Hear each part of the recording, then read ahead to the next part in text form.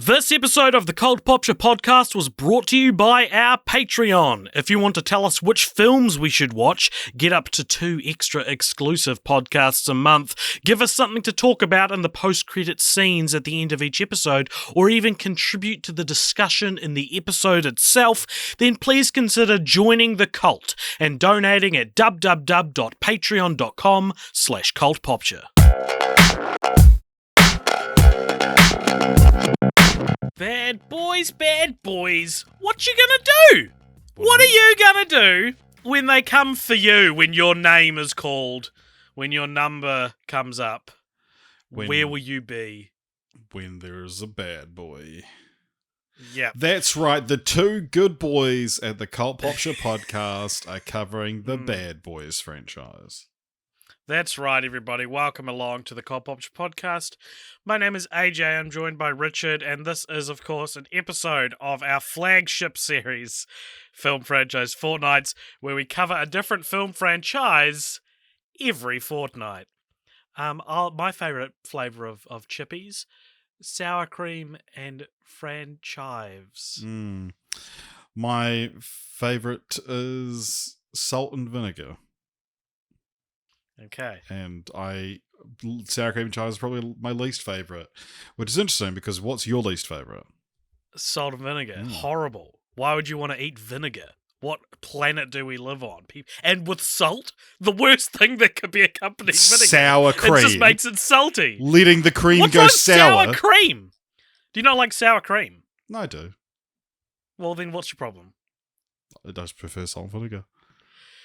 Today on Film Franchise Fortnight, And you know what? I like banana milk. Yuck. Ew. I had a can of banana milk with dinner the other night. That's actually fucked up. With my salt and vinegar You're chips. a bad boy. You said you're a good boy, but you're a bad boy.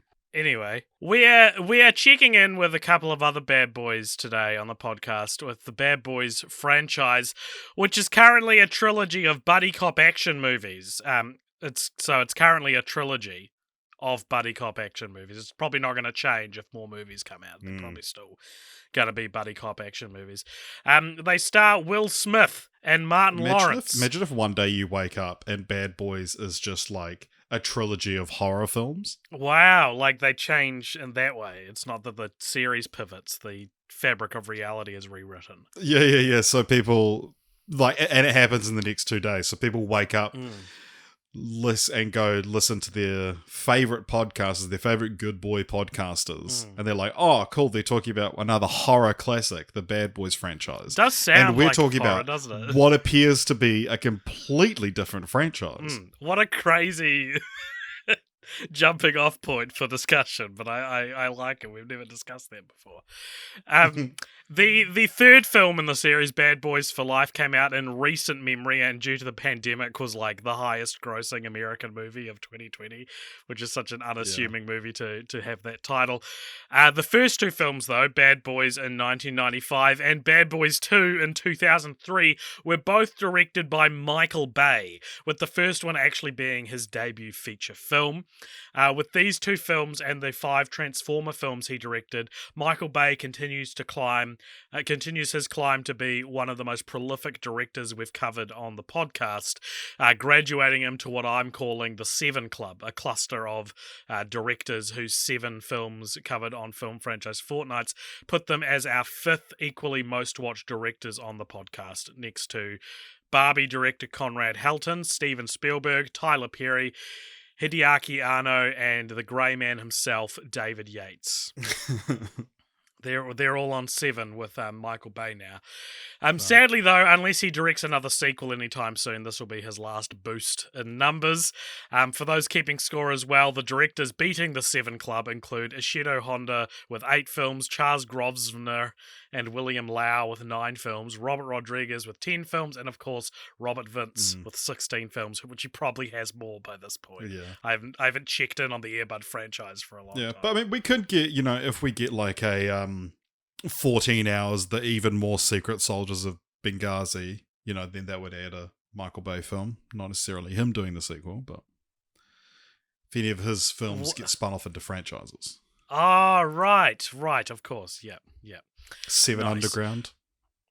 7, let's get ambulance. It's got an extra A in there. Bad Boys came out in 1995. As I said, it was directed by Michael Bay. Do you know what it has on Rotten Tomatoes, Richard? 23. That's pretty low. It's got 42%, so not quite that low.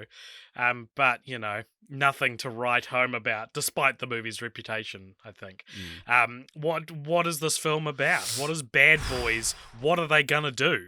So, it's interesting, because these are movies very much like, we've spoken about this before in the past, that, like, bad films, and like when I say bad, I'm like specifically Bad Boys, Richard. Sorry, you're mistaken. Michael Bay's films, that like they're the ones that people often give as examples of, they're just turn your brain off movies, but they're actually quite complicated, and I don't think I followed any of them like that closely, but you don't need to. But the main sort of crux and what a lot of the comedy comes from in Bad Boys is that they're bad boys. They're cops. They're hunting down. Cops. Call them bad boys. They'd be like, they follow the law. They're law-abiding law enforcers. But there's these stolen drugs and everything. But anyway, they have to protect Tia Leone, who, but through various mishaps, they have to switch identities. So you have Marcus, who's Martin Lawrence's character, is like a family man. He's settled down. And then Will Smith's character, Mike Lowry, is more of a playboy. And a lot of the sort of comedy of the film, like I said, comes from the fact that they're having to pretend to be each other. And it's an interesting thing to have in your first film. It's a very sequel-y idea, because you spend a film really cementing these characters as who they are. And I could never picture Mike Lowry not as a playboy, but then no, it's we have your first film as sets that up as the plot. I think it feels sequel-y because by the time I knew this movie existed, it already had a sequel. Like it's there's plenty of like Freaky Friday doesn't need a whole movie to set up its two characters before they switch roles. But like if there was a Freaky Friday 2, I'd be like, it's weird they're doing this in the first one. It just feels like and I also thought like so much of the first movie is them being called by each other's names, and that's such a confusing thing to be in the first part of a trilogy. Is like you forget who's who.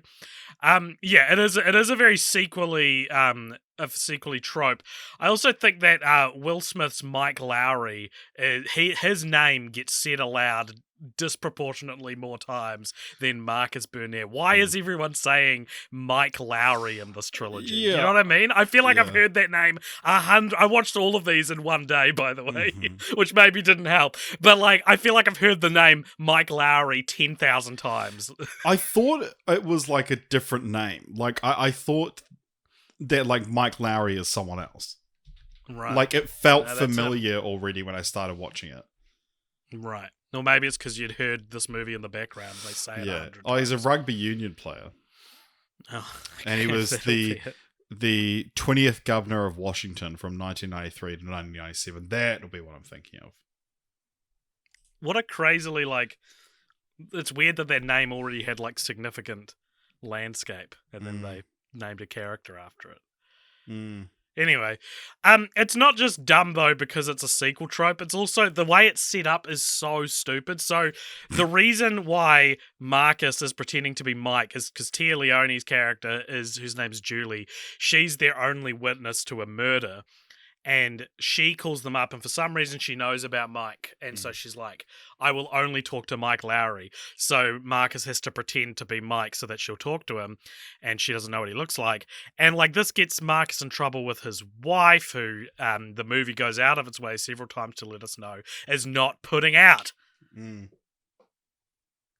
greatest sin of all. For a woman. And...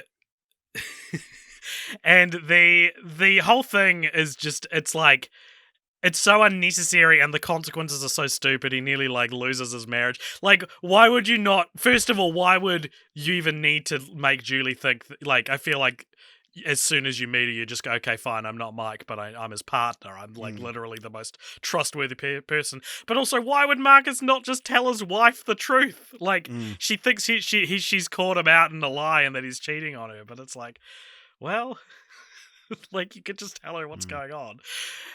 Weird part of the movie. I had seen this movie once before when I was younger. I reckon I watched it on a PSP. Right. I reckon that's PSP where I first movie. watched it. Yeah.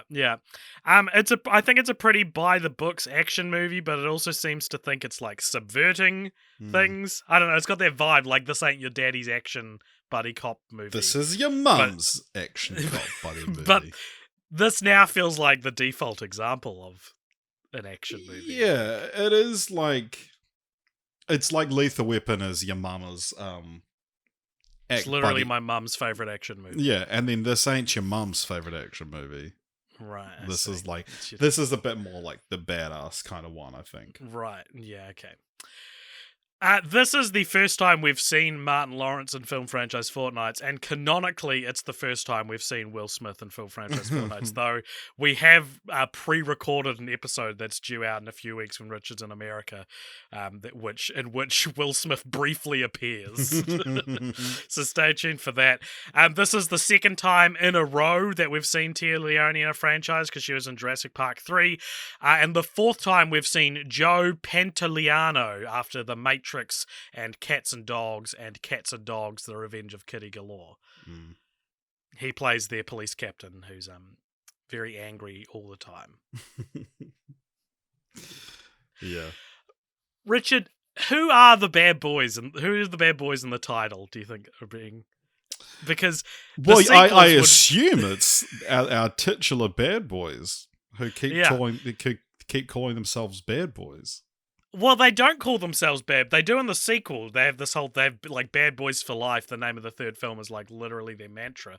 But there is a title bomb in Bad Boys in which Martin Lawrence is referring to the villains. He goes, "There's these, we're the good guys. We keep you safe from the bad guys." And then he sort of briefly refers to them as bad boys. And I just thought there was such confusing branding on your film called Bad Boys. I guess they sing Bad Boys and stuff as well, but it's strange to have it be like like if I was directing this, because a lot of the script was improvised. Michael Bay said that the script was a piece of shit, and so he just got Will Smith and Martin Lawrence to improvise a lot of it. If that line was improvised, I would have called cut and been like, that's confusing. I was once at a McDonald's and someone ordered a filet-o-fish, and the woman behind the counter called out, well, like one was ready, and she was like, "Did anybody order a McFish?" And I was like, ew, a McFish. I don't know, I just think these branding things are important. We've heard a lot of crazy early casting ideas on the show. Like, I think about the fact that Alan Rickman was considered for Ace Ventura almost every day since you told me in 2016. I've thought about that. I don't remember that. Oh, well, there you go. Let that sink in. But in what might be the craziest one I've ever heard, apparently the original script for Bad Boys, this was revealed pretty recently, I think by Jerry Bruckheimer. The original script for Bad Boys was titled Bulletproof Hearts, and it was written with Dana Carvey and John Lovitz in mind. That's great. Bad boys, what you gonna do? I don't know. I'm trying to think of other famous...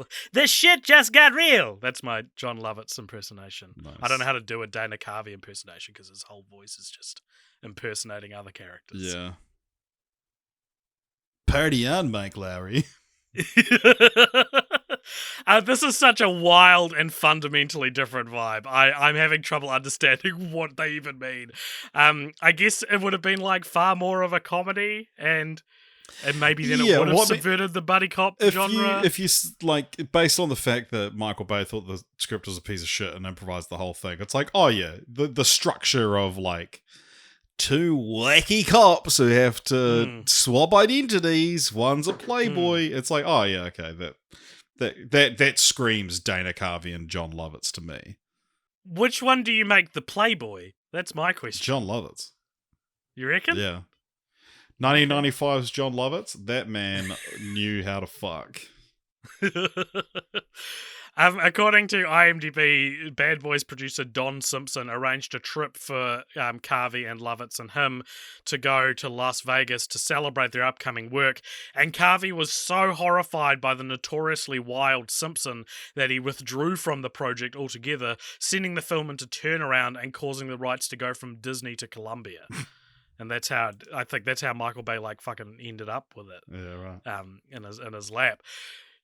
Martin Lawrence and Will Smith were brought on, and they were both starring in their own TV shows as when the movie came out.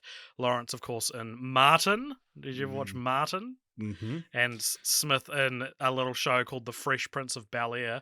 Martin the Lawrence latter of Arabia. Oh, very good.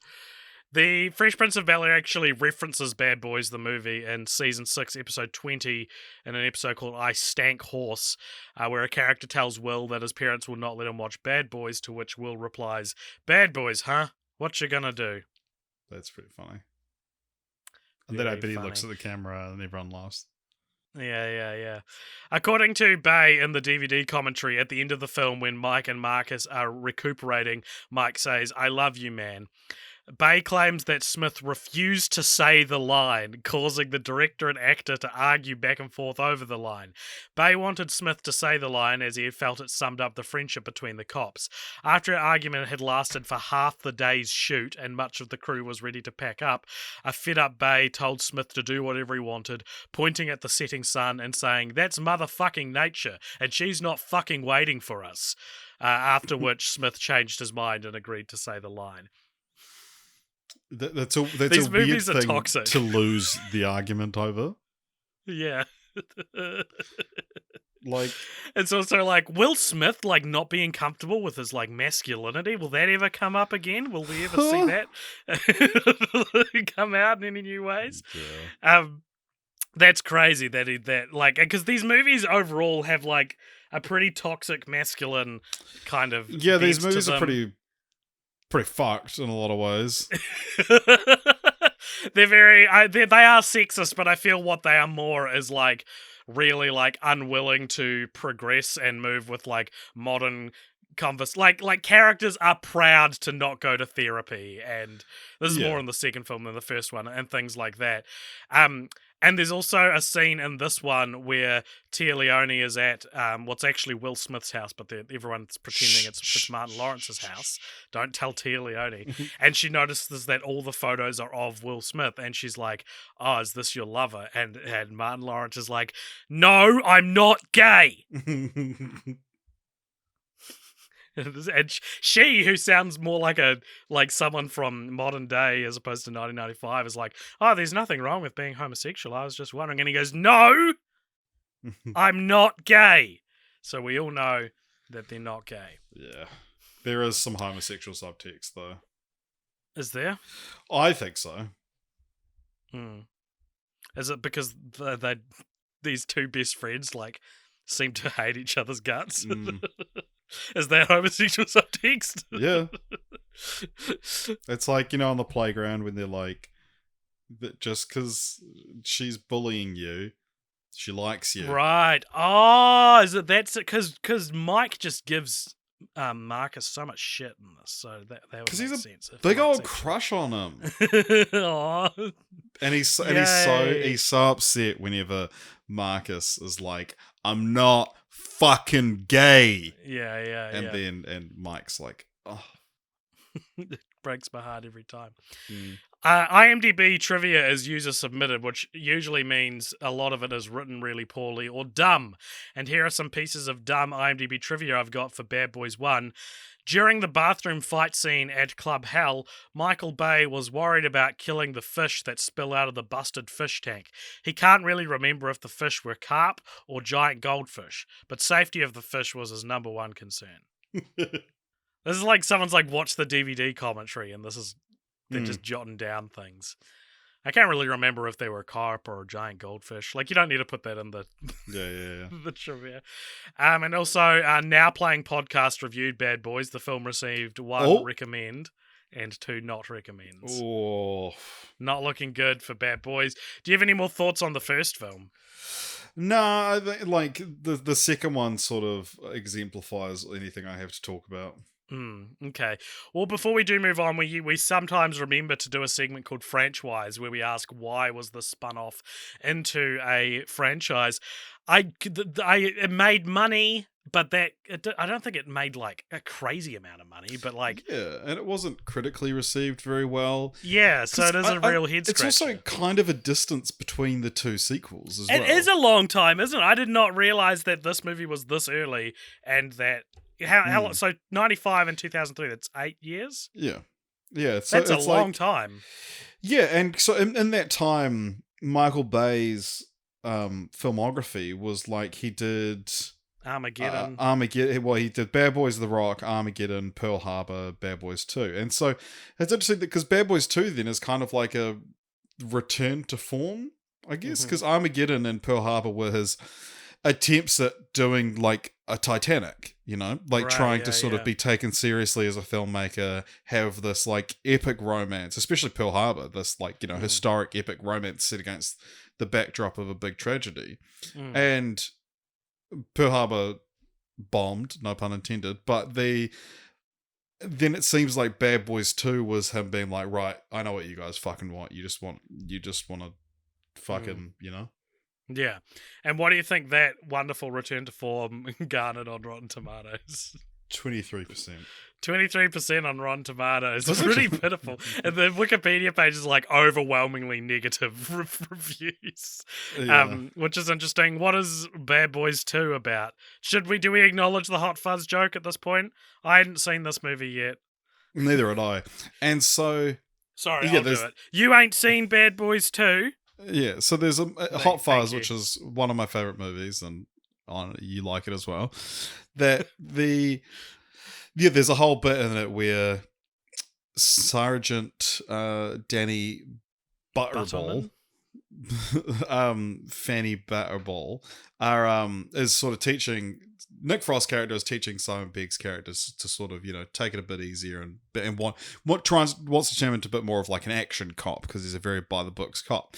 And there's this whole joke about Point Break and Bad Boys 2 being like, oh my god, I can't believe you haven't seen these films, and they end up watching Bad Boys 2. And there's the line, you ain't seen Bad Boys 2. And neither of us had seen it. And we finally watched it, and what is this about? It's more narcotics, and it's Will Smith is in a secret relationship with Martin Lawrence's sister. But it's just a bunch of it's to do with ecstasy. Is the big, the dastardly drug smuggling of ecstasy. Seems like such a tame drug to be like the basis of an action film now. I don't know if we necessarily need the plot is essentially that they just go on an action. They go to Cuba or something at one point in the third act. All right, well, what did you think of this movie? I really liked it. I thought it was fucking dope. I watching the first two, but more so the second one, I was like, now I see why Michael Bay keeps getting money. Why he keeps getting stuff greenlit. Because, like, my God, the man is unstoppable. But just the way, like, you watch a scene and it will be like, a very simple scene, and every single shot is exciting, and there's movement, and there's parallax, and it's this thing that you really come to understand how inimitable it is. Like, so many people try to like shoot these big action scenes, and with Michael Bay, the thing is that you sometimes lose a bit of like coherency in it, especially like Six Underground is like incoherent at points, and just like, but where something like Bad Boys 2, he still has that bit of, you can follow the action, what's going on, but you just like, every single shot is exciting and cool and shows you scale, and it's like this taps into a very primal man part of my brain, which is like big car chase and explosion, and I don't like that side of myself, but he had a great time watching this film. He is in that side of yourself. Yeah. Yeah, I mean, in a lot of ways, I can understand why this movie has, like, the reputation of being the MVP of the series, and also, like, the MVP of probably action movies from the last 20 years. It's Michael Bay at his flashiest yet, I think, and the cinematography is, like, a marked improvement on the first film. Like, there's a lot more lavish to it. The action is a lot more exciting. I did think it was a bit too long. It's 2.5 hours long. But it is a weird example of me siding with audiences, or siding with turn your brain off movies, or siding with Michael Bay. Three things I usually do not side with. I think there is now a place for movies like this, but critics were maybe a bit too dismissive in 2003, or at least, like, in the hierarchy of what a critic considers important in a movie, I think story is so far up there that something which doesn't really focus on story like this can be, like, reviewed so negatively because it's firing on all cylinders in other areas. I would say, like, this type of movie was perfected in Mad Max Fury Road, right? That it's like, and critics were at a time when they were able to come around to that it's like, it doesn't matter what the story is, like, if the action and the staging and the cinematography is that good, it can actually override everything else. And, like, Mad Max Fury Road is a turn your brain off movie. It definitely has something to say, but you don't need to follow the plot at all to enjoy that film. You don't have to pick up on any of the subtext to understand what an incredible film that is.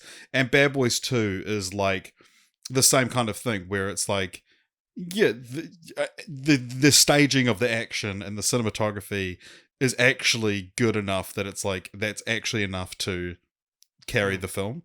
And because there's some chase sequences in this where I was like, fuck, this is actually awesome. Yeah, I agree. What was your favorite chase scene?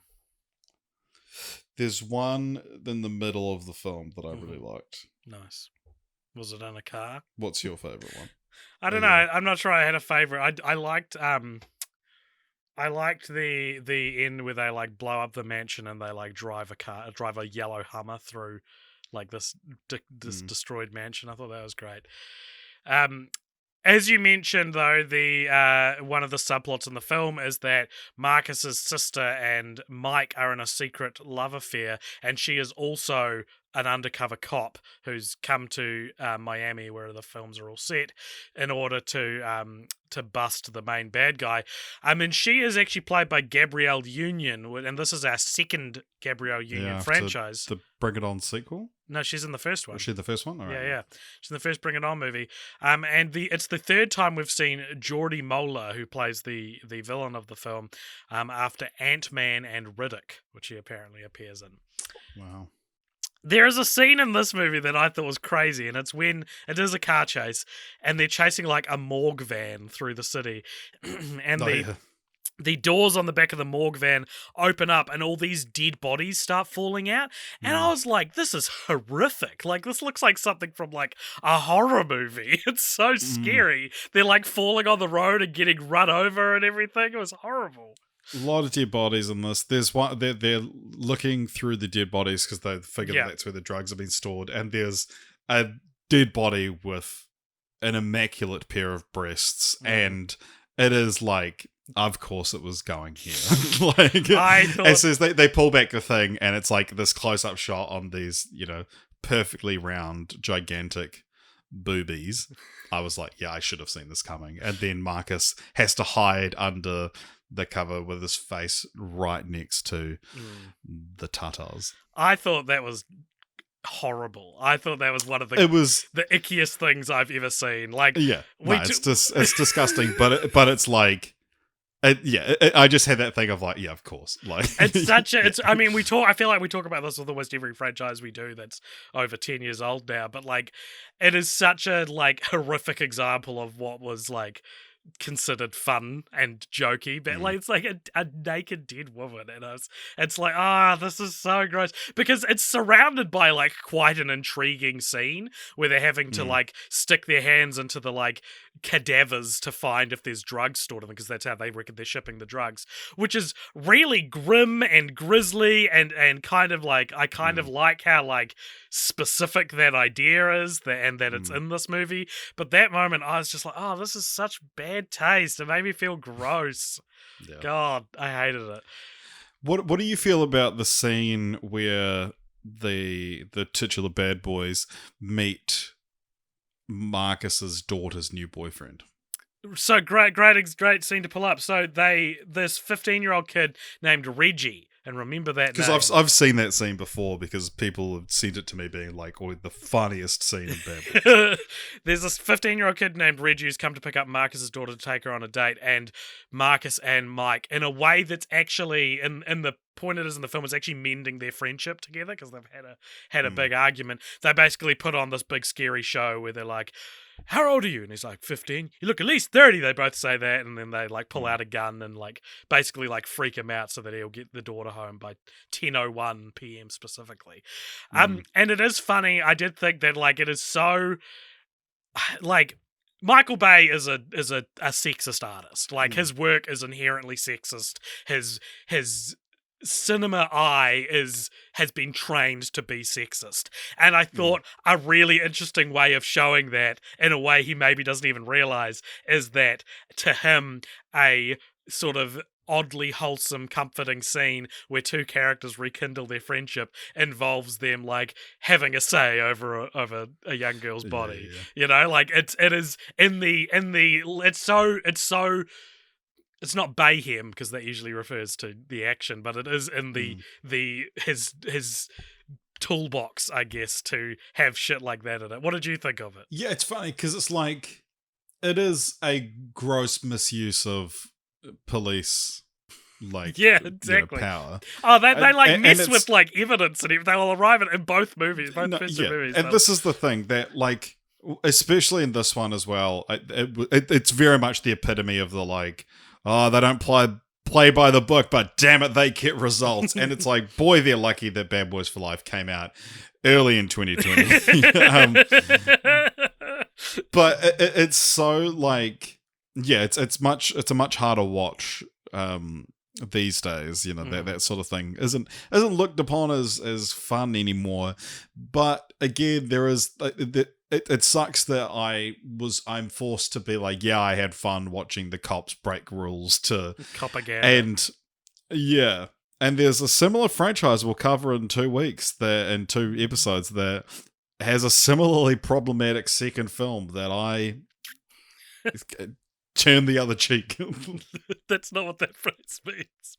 You mean you turned a blind eye to it. You didn't allow. Turn the other cheek would be like, you saw a sexist film and you were like, fine, continue being sexist, and let it like wash over you. That's what happened. Okay, fair enough.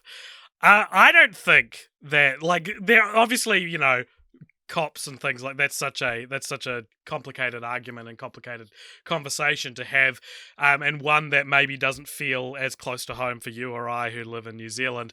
But one thing I do know, Richard, is friendship, and I don't think Mike Lowry is a very good friend. No, he's not at all. There's a scene in the film. This film should be called Bad Friend. It should be called Bad Friend, and it's an arrow pointing to Will Smith's character. There's a scene in the so at the start of the movie they like bust a KKK rally, and Michael Shannon is one of the guys, one of the KKK members. And I will say as well, they bust the cake, and there's a famous shot where Will Smith busts off his Klan hood and has 2 guns pointing out the side. There's a burning cross behind him. And I was like, yeah, Michael Bay knows how to fucking compose a shot. Like, I'm sorry, but that's fucking dope. Yeah. And in the ensuing chaos and shootout, Mike accidentally shoots Marcus in the butt cheek. It's very funny. And funniest place to get shot. This plays out over the whole film because he reckons that he caused some nerve damage, which is actually preventing him from getting a boner. This is the subtext of this film, and this is sort of also coupled with the fact that Marcus has been going to therapy. What's the thing they keep saying that's supposed to... Wusa is supposed to calm them down. And Mike, who's very much supposed to be, I think, the character the audience is on the side of in this conversation is like, lol, you fragile men needing therapy, you know. And there's a scene where they're having sort of what should be a heart-to-heart, and it's unbeknownst to them as being filmed and broadcast into an entire like Best Buy. And Marcus is just trying to tell his friend, the only close male relationship in his life, he's trying to be like, I've got problems, man. Like I'm flaccid, like and you know, among other things. And Mike basically says, don't ever say the word flaccid. You don't ever say the word flaccid to me again. There is a box where we put all these things that I don't want you to talk to me about in. And it is bananas to me to see a film from 2003 where the character you're supposed to look up to is promoting that idea that you shouldn't open up and that you should repress certain issues that are plaguing your mind. And it's like, it's so foreign to me, like, in what I understand of friendship and what I understand of like the truth that art has a responsibility to tell. Like it's a much more powerful scene if they are able to, because it doesn't come back. They don't then later on, they're like, all right, tell me about your problems. It's just treated as a joke. And it's like, that's such a betrayal of the truth to me of what it should be. Yeah.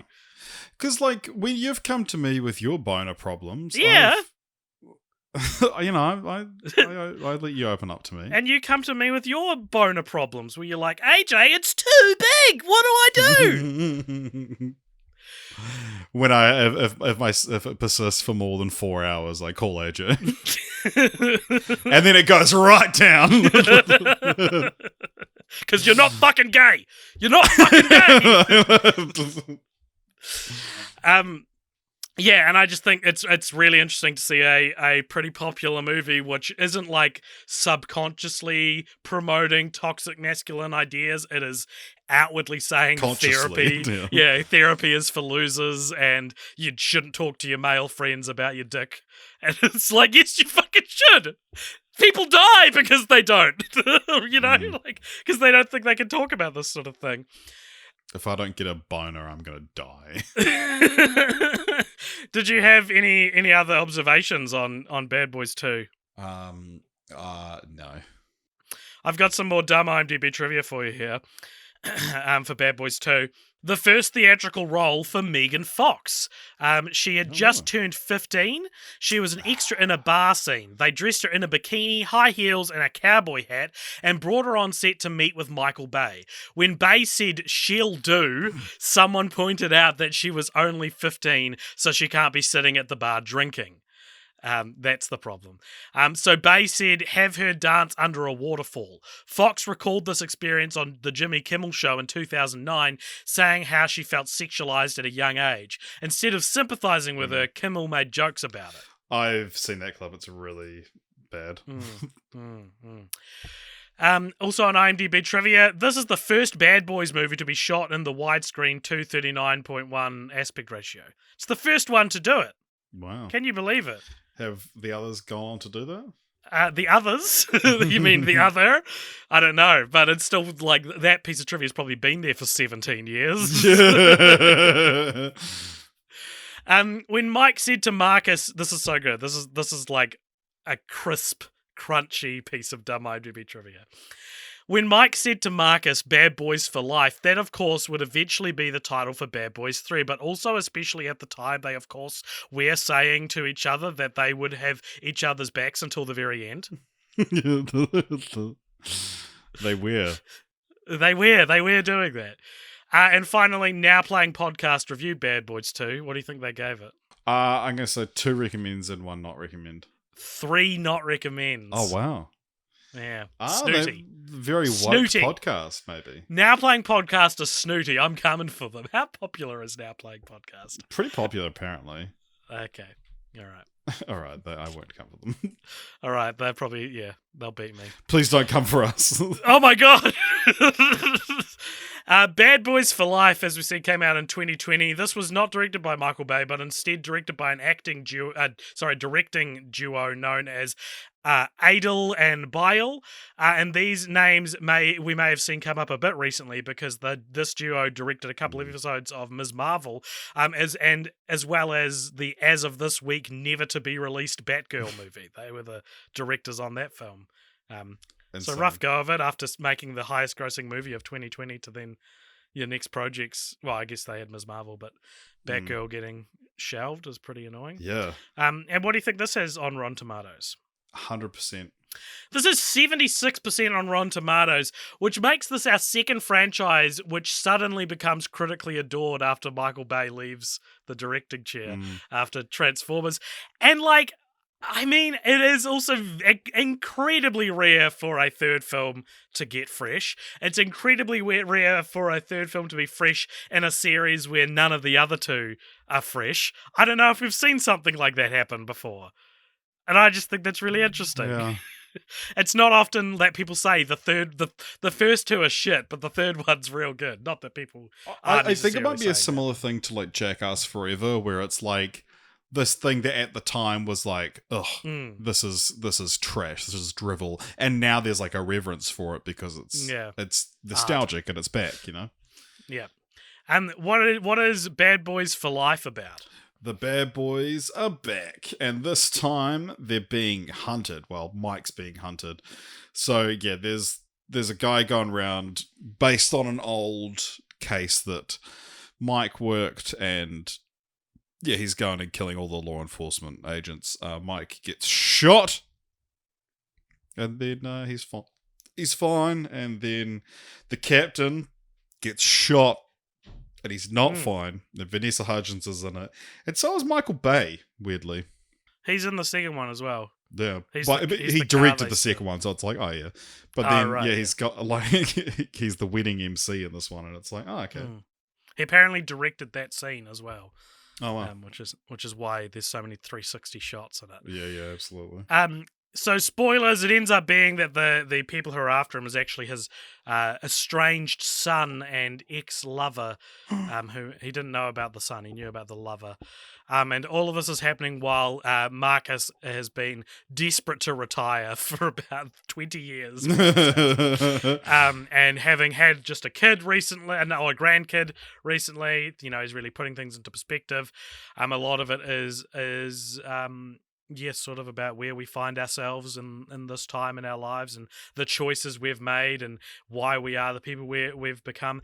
And I actually quite liked this one. I feel it benefits from having new directors at the helm who are able to look back at the previous two movies and recreate the spirit.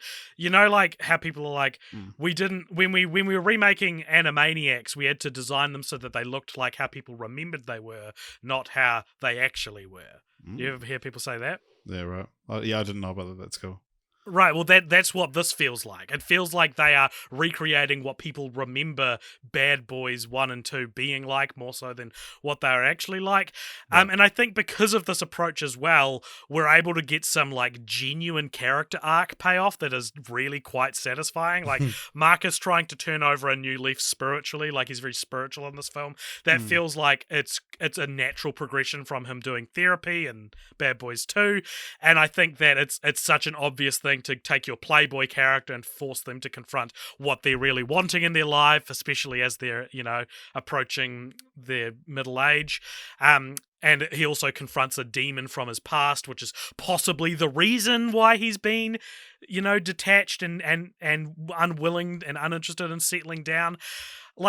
I dare say this is some of the best character writing we've seen in a third film of a trilogy. Oh. I remember all that stuff being in the first two, though. Yeah, but it feels... You know what it is in the first one? I was referring to the thing. What thing? Oh, right. So it's about how I remember it being. Well, the first one has subplots about the characters' personal lives, but they feel like they're begrudgingly there. This feels like they went... They took these characters and actually had a conversation where they're like, okay, where would these characters be at this point in their life and what would be interesting, knowing what we know of them, what would be interesting to see happen to them. And I think it's it's something that because this is also a distant sequel. Obviously, came out 17 years after the last one, and it's great at being a distant sequel as well. And I think it's really intelligent in how it tries to continue threads which was set up by accident or not taken very seriously in the first one. And I think you would only get that from having new directors on board. I think Michael Bay is like over the hill now, like, and wouldn't pick up on these things and. Yeah, it's like whatever Michael Bay might have had at one point, I think he's lost it. Yeah. Unfortunately. You don't think... Isn't Ambulance like his most well-reviewed movie? Oh, I'm kind of keen to see Ambulance. But I was basing that entirely on Six Underground, which was right. terrible. Yeah. Well, it was... the movie was talked about as early as 2008, and a couple of directors came and went, including Michael Bay himself. Finally came out in 2020. A lot of doubt surrounding its release for about 5 years. It was pretty off and on. Martin Lawrence saying things like, I don't think it's going to get made, in like 2017. So, a happy story, I guess. Yeah, it's interesting, like, sort of... And being aware of a franchise, but never following it. But yeah, it's like that sort of thing that it feels like my entire life there was talk of a Bad Boys 3. Yeah, I get what you mean. Yeah. So what did you think of Bad Boys for Life? Yeah, I liked it. I think there's a couple of interesting things. I picked up on certain mainly story improvements and stuff that you get from getting rid of Michael Bay, but then there are some like action shots. Good way to put it. There are some action shots that I was like, Michael Bay would have done this better. It's a trade-off. It is a trade-off. It is a trade-off, but it's like you get. Like the action is really good in it, don't get me wrong, but there's the classic, the low angle 360 spinning shot that Michael Bay is known for, and it's not as good in this. It's very clearly like they've done it, but I think, if you'll allow me to be filmy for a second, I think what the issue is that Michael Bay shoots that on quite a long lens, so staying tight on the characters and zoomed in essentially, that you have then like the parallax of the background is really fast, whereas when you shoot that on a wider lens, the stuff in the background moves quite slowly. And Michael Bay has a really good way of creating scale, and I think that's one of the sort of techniques. Yeah, no, I'd agree with that. But yeah, no, I think it is just, what do you prefer? Do you prefer... I mean, but the action isn't as bad as the storytelling.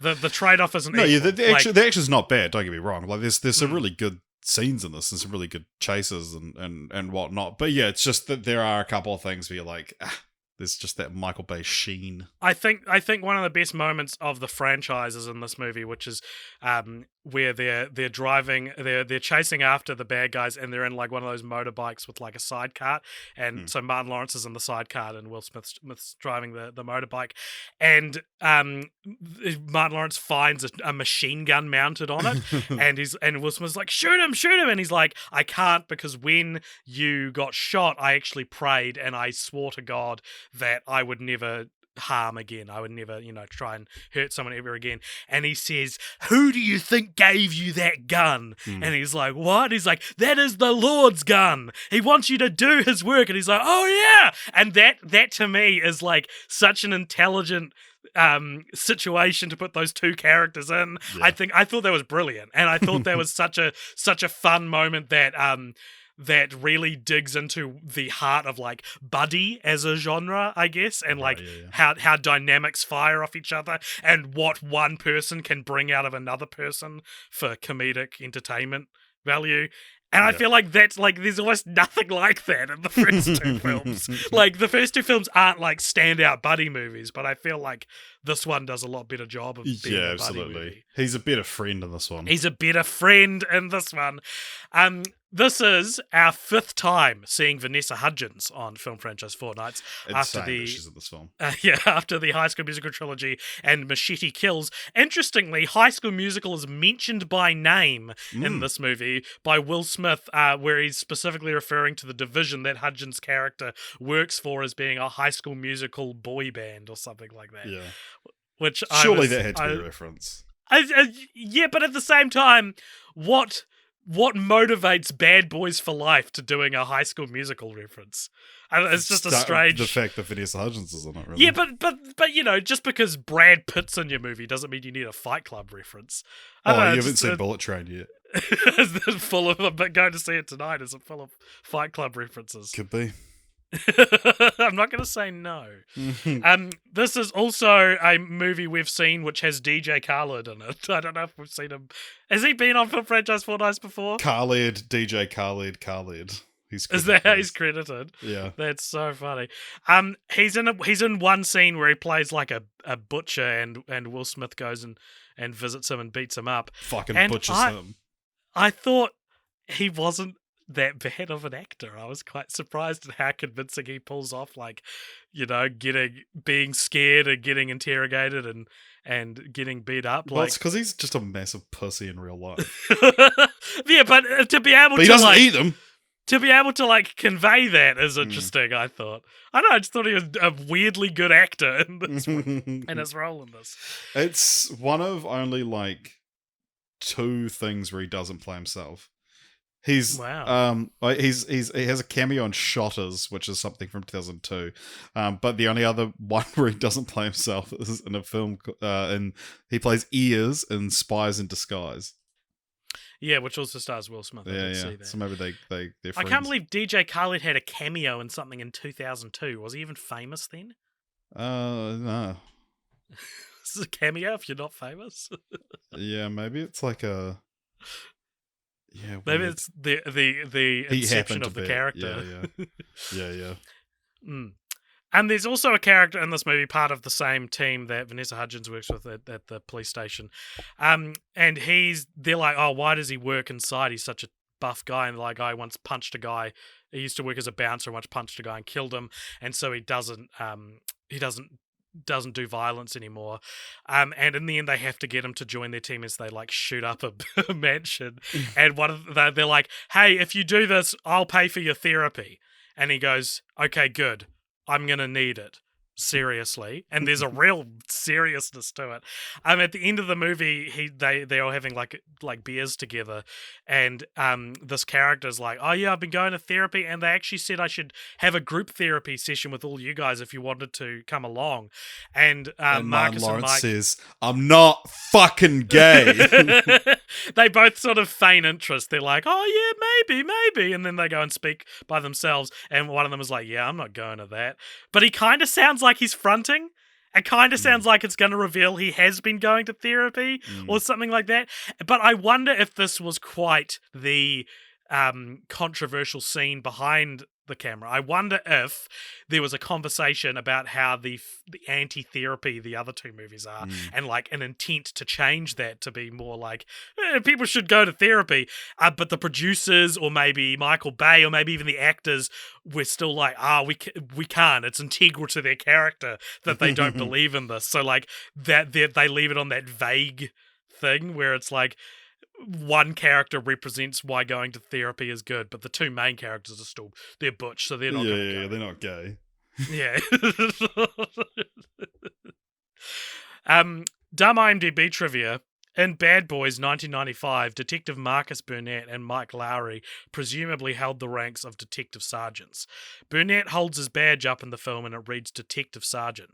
Subsequently, in Bad Boys 2 in 2003, they were promoted to detective lieutenants as their badge read that rank when they are shown. However, in Bad Boys for Life, they are both merely ranked as first-grade detectives, which are lower ranked than lieutenants. So that means that at some point, like, they all went off, they did something so bad and got them demoted, but, like, their captain still loves them and everything. Yeah. And finally, Now Playing Podcast reviewed Bad Boys for Life. What do you think they gave it? 3 recommends. They gave it 3 recommends. What a beautiful story. Yeah. To you know, it has a middle where everything's bad and then things get better than they were at the start. It's Vonnegut. It's Vonnegutishian. It's a story shape lecture. Yeah, so that is the 3 films. Did you have anything else you wanted to say about Bad Boys for Life? Nah. I do want to talk about titles with you, though. I do want to talk about titles as well, and I'm only putting this here because everyone would be upset. Like, I got no beef with these titles. I think like part of me is like, oh, you could have called Bad Boys 2 like Bad Boys Undercover or something like that. But like Boys. Bad Boys 2 is such an iconic title now that I'm like, nah, Bad Boys 2 is good. And I guess like the only note I would have is like maybe the third one should have just been Bad Boys 3. I feel like that's well, okay, I have to play devil's advocate here. That do it. Because the big sort of complaint people had, and that people expect you to have, is that the third one shouldn't be called Bad Boys for Life because 4 is a number and it's not the fourth film.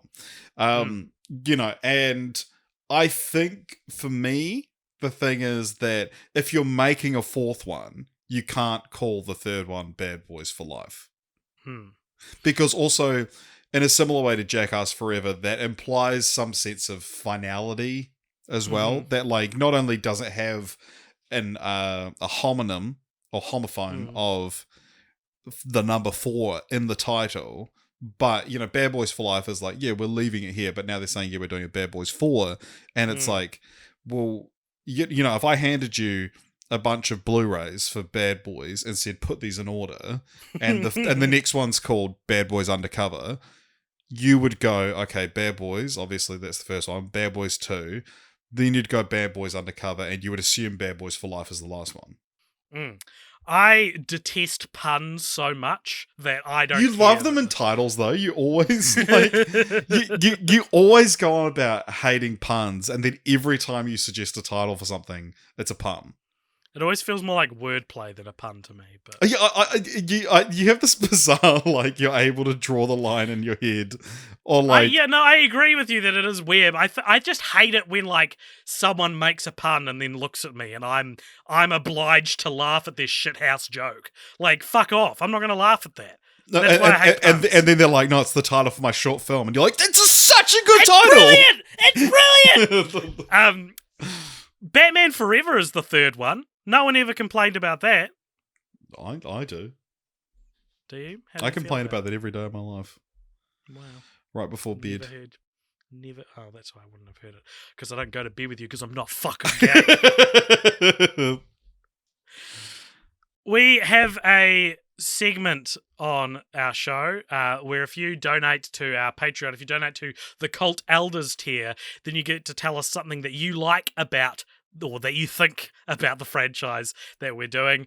And we have a little secret Discord channel where people can tell us this. The segment is called, well, the tier is called Cult Elders, and the segment is called Meeting of the Elders, where we discuss people's thoughts. So I'm just opening up the Cult Elders Discord now. And I asked people to tell me what their thoughts on Bad Boys were. Tyler Rats Ate My Money says, nothing to add regarding the trilogy, but they are so mean to that kid Reggie when he comes to pick up Megan in the second one. I mean, I know they're bad boys or whatever, but the point, they point a gun at him for crying out loud. I get that it was 2003 and asking a 15-year-old, have you ever made love to a man, do you want to, is meant to be to intimidate him, but is it time we phase out the overprotective dad trope? I think that's a great point, Tyler. I agree. This scene is just an example because we see it everywhere in society, and I hate for someone to talk to my son that way. Maybe that's a touch heavy, so P.S. Please, Richard, for the love of God, come back from America with another pair of pants. I bought another pair of pants the other day. I had to because I was flying on a Defence Force Royal New Zealand Defence Force plane, and they had a strict dress code that you weren't allowed to wear jeans and you had to wear like a business shirt. What do they care? What on earth? What do they care? Yeah. Don't I tell you about this? No. Yeah, they had a strict dress code, so I had to go buy pants. That sucks, dude. It fucking sucks. Vincent Bay says, Bad Boys was a franchise I always saw playing on TV for years and years. It was something for young me to watch, and I thought it was awesome. Today, I see it as just Michael Bay doing his style and making an alright buddy cop story in the first two. Bad Boys for Life was fun enough, but also joins in the dumb stylized trope of making Mexico look like an orange filter come to life. God damn it. Also, I am shocked there was never an early 2000s Bad Boys video game. It feels like a missed opportunity to make this gun-loving franchise a licensed video game moneymaker. There actually was a video game based on the second film called Bad Boys Miami Breakdown or something like that. Takedown. What is it called? Takedown, is it? So there you go, Vincent. You have something you can do now. You can go to, maybe it'll be on the PlayStation Store in your region, and you can go and you can go get out Bad Boys. You can go get out Bad Boys Miami Breakdown. Wait, what's it fucking called? I'm finding it. Miami Takedown. Yeah, that's what you said, right? Yeah. Or it's just called Bad Boys 2. It's on PlayStation 2, so it does exist. And finally, Paul Hill says, watch Bad Boys for the first time in the past week. I'm guessing this is the film Too Fast, Too Furious drew a lot of inspiration from. Too Fast, Too Furious was actually playing at the same time, was filming at the same time as Bad Boys 2. So wow, and the massive oil fire in Bad Boys 2 actually blocked out the set of Too Fast, Too Furious. That there is, it is not as extreme as that, but that is sort of the truth.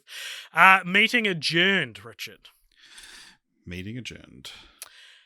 Continue the Franchise is our best segment on the show, and this is a segment where we talk about where we'd take the series next. But first, in terms of further sequels to the Bad Boys franchise, as you talked about before, there is a fourth film in some stage of development. Bad Boys for Life does end with a cliffhanger-esque mid-credit scene where Will Smith goes to visit his incarcerated, long-lost son and is like, if there was an opportunity for you to make amends, would you do it? Or would you just let it slip? Yeah. So his palms are sweaty. The fourth film was announced in 2020 with Smith and Lawrence set to return, but more recently, after Will Smith slapped Chris Rock at the Oscars, Bad Boys 4, as well as several other Will Smith movies, have been halted, unfortunately. But if your Bad Boys itch continues to need a scratching, I have some good news. Did you know about this? That there is a TV show spin-off of Bad Boys. Did you know about this? LA's Finest. LA's Finest. I had no idea. It saw Gabrielle Union reprise her role as Sid Burnett, Marcus's sister from Bad Boys 2. They mention her in Bad Boys for Life that her and Mike are no longer together, which for me was like, okay, interesting that you just throw out the whole emotional core of the second film. I thought they would be together in the third one. Same. This show came out in 2019, so considerably a long time insane, after Bad Boys 2. It ran for 2 seasons before getting cancelled. It also starred Jessica Alba. I get the feeling it probably removes itself quite. A part of me is like, it must just be like, if you know, you know. I doubt that they like tie it to Bad Boys, but that cast and crew appearance Wikipedia table they do, where it has all of them and all the actors who play the different characters. That tells me that Mike is mentioned at some point. I presume the pilot. Marcus is seen as a kid in a flashback. The man in the chair character Fletcher also appears. I don't know in what capacity in the show. And weirdly, Reggie appears, played by a different actor who plays him in 2 and reprises his role for a brief scene in For Life. But yeah, Reggie, the kid that wants to date Martin Lawrence's daughter. Is in it. So that's kind of interesting there. What's your Continue the Franchise? My Continue the Franchise is called Good Girls. Oh. And it's You just made my pussy throw up, Richard.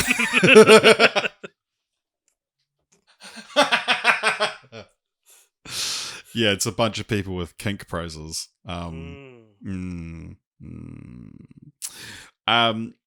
No, I think I mean LA's Finest. Kinks? Huh? You said kink praises. Do you mean praise kinks? I said praise kinks. I think you said kink praises.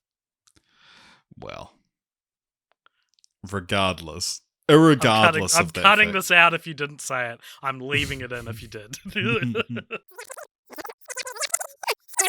it's a bunch of people with kink praises.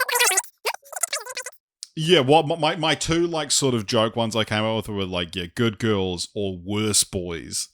And but yeah, maybe I like the idea of Worse Boys, that it's like go harder on the comedy element, and it's like hell, bring in Dana Carvey and John Lovitz. Yes. Have them do like a full on comedy, and it's about and maybe they work at the same precinct as Martin Lawrence and Will Smith. They've been there the whole time since 1995, and the whole time, they get they get stuck with all the paperwork that Will Smith and Martin Lawrence should be doing themselves, and then one day they decide, actually, no, we're going to be even worse boys, and they're going to get stuck with our paperwork. And so they go on an adventure.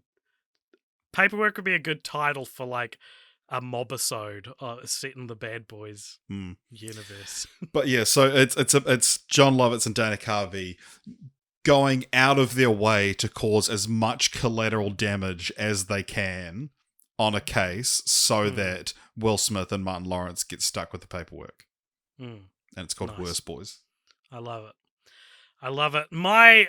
For me, I would rather discontinue the franchise, Richard. I don't think it needs any more. I think we actually have a pretty respectable trilogy on our hands, which tells a complete, other than that little cliffhanger, I guess, like tells a complete narrative, character, emotional arc that's very cool. And this is why my continued franchise is this. I need to somehow convince Martin Lawrence to slap Chris Rock. Because if they both get cancelled, there's no way it's happening, Like, if it's like, oh, we're putting it on hiatus because Will Smith smacked someone, then it's like, well, whatever. But if we get Martin Lawrence to do it as well, it's gone. And Bad Boys is probably the only movie that'll be affected by both actors being cancelled. Yeah. Well, yeah, because Wild Hogs 2 isn't happening anytime soon. Are they both in that? No, it's Martin Lawrence. Oh, yeah, well, Martin Lawrence isn't doing anything else, is he? And Ray Liotta died as well, so. Oh, true. There we go. All right, Richard, now we're going to go and rank that franchise. If you go over to our Letterboxd, the Cult Popture Letterboxd, we have a list called FFF Ranking, where we rank every franchise we've ever done. Bad Boys is the 160th franchise that we've covered. And allow me to pitch something kind of controversial, Richard, to you. I kind of think it probably should rank pretty high. Because I think having a really good third entry is the same as like having any amount of good sequel. Like, like we ranked Terminator so high because the fact that it has an impeccable second entry is actually quite an interesting star for the franchise. I think having a third one that's come out so much later, that is the, as far as critics think, is the only good one in the series, I think that bumps it up. And I'm going to pitch you that we should put Bad Boys at around, let's go 42. Let's go above 42. The SpongeBob movies and below The Raid. Yeah, all right. Oh, if we go above The Raid, then we've got Lethal Weapon and Bad Boys next to each other. Yeah, okay. Do you reckon it's not better than The Raid, or worse? No, it's not better than The Raid. I was going to say. That's what I thought you were beating, and I was like, well, that's actually nowhere near as high as I thought it was going to be. Yeah, I was looking at the 20s. Well, it's because the way ranking works is you get so caught up in your own little bubbles of what's before and after, and nothing actually makes sense in the end. So there you go. It is the 40, what did I say? 40-something. Something. That's somewhere in there. I don't know. Does it need to go higher because it's got such a good third one? No, I think where it is fine. All right. It's not better than 42. The Raid. You're right. I know it's not. I'm just trying to be controversial for the sake of content. Nice. All right. Number 42. You're and Richard, con in content. We have now got to decide what movie we are doing, what franchise we're doing next week. And it's not up to us to decide, is it? No, it's over on patreon.com/cultpopture, where every second franchise, if you donate only $1, you get to suggest and vote on which, or more if you want. You get to suggest and vote on which franchise will be the next one. And I haven't checked the poll in a couple of days. Are you on it? Yeah, I never really looked at it, to be honest. Are you pulling up, or do you want me to? Do you want me to, or do you want to? Yeah, you can. Okay. Alrighty, so over on the Patreon, so we put up this poll, and it was pretty tight. There was some competition going down. We told everyone we only really have time to do a 2-film franchise for the next one because you're off to America, and so we were like, please consider that, and please just pitch us 2-film franchises, and it's a draw. What do we do? All right, here we go. I'll flip a coin. Coin flip. Alrighty, so the 2 that it's come down to, shall I reveal that? Or should I first say that if you enjoyed the show, you should follow us on all the social medias, such as Instagram and Twitter at Cold Pop Show. Come along and follow us. And you can also jump in our Discord, which there'll be a link to in the show notes. And if you want to get involved in all this Patreon madness, patreon.com/Cold Pop Show, and you can be a part of it too. Richard, let's go Coming to America, a very funny suggestion for next, the 2 Coming to America films, versus Blade Runner. Not at all a very funny suggestion, but undoubtedly better movies than Coming to America. Let's say Coming to America is heads, and Blade Runner is tails.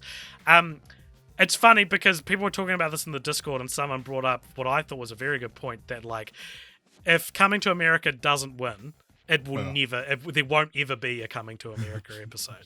Because no one's going to suggest it again. Yeah. Whereas Blade Runner almost definitely will get suggested and covered one day. Yeah. So Coming to America's heads and Blade Runner's tails. Okay, here we go. I'm videoing it again. It is heads. So it's Coming to America. Yeah. Wow. Saved the day. It saved the day, everyone. So thank you to Random Chance. We're going to be covering the Coming to America. For all you Blade Runner fans out there, don't worry, we'll get to it eventually. So tune in next fortnight to hear the Coming to America episode, as Richard will be going to America. Why aren't they called Going to America? Yeah, if only. If only.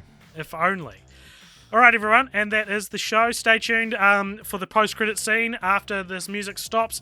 And we're bad boys. We're just a couple of fucking terrible people. The movie should be called Terrible People. Bad friends. Bad friends. Alrighty, welcome along to the post-credit scene. This is a segment at the end of each episode where if you donate $5 or more over at patreon.com/coldpopshow, you get to give us something to talk about in this, the post-credit scene. Richard, who's it from and what is it?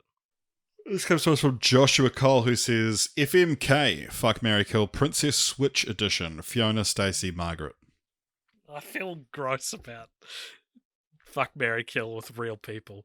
Oh god, so this is the posh one. They're the not American real people. That's true. It's a Vanessa Hudgens question though, isn't it? Oh, yeah. Fiona, Princess Switch. So, yeah, which one's which? Fiona's the Disney villain. Mm-hmm. Margaret is the posh one. And who's the third one? That's the American one. That's just Vanessa Hudgens. Stacey, yeah. Stacey. Right, well, So Stacey is the... So Stacey's the American one. Margaret is the queen, and then Fiona's the sexy one. That's what I said. Yeah. That's what I was saying. Yeah.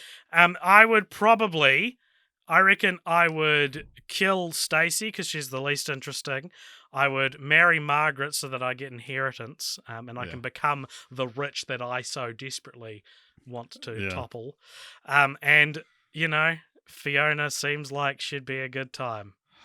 Say it. No. Say it. It's the game. You say it. Surely you have the same answer. Yeah, there's only one right answer. Kill Stacey, marry Margaret, and fuck Fiona. Alrighty. There it is, everyone. Say it, what AJ. a distinctly say it. Michael Bay mid-2000s sexist ending to this say episode. It. Fuck.